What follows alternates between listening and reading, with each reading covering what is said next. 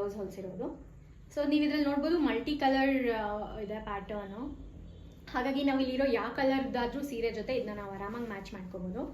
So ಈ ಥರ ಒಂದು ಕಾನ್ಸೆಪ್ಟಲ್ಲಿ ನೀವು ಬ್ಲೌಸ್ಗಳನ್ನ ಹೊಲಿಸಿದಾಗ ತುಂಬಾ ಬೇರೆ ಬೇರೆ ರೀತಿಯಲ್ಲಿ ಬೇರೆ ಬೇರೆ ಸ್ಯಾರಿ ಕೂಡ ಅದನ್ನ ಸ್ಟೈಲ್ ಮಾಡ್ಬೋದು. So this is also my current favourite. ತುಂಬ ಇಷ್ಟಪಟ್ಟು ಹೊಲಿಸಿದ್ದು ನಾನು ಇದನ್ನ ಹುಡುಕಿ.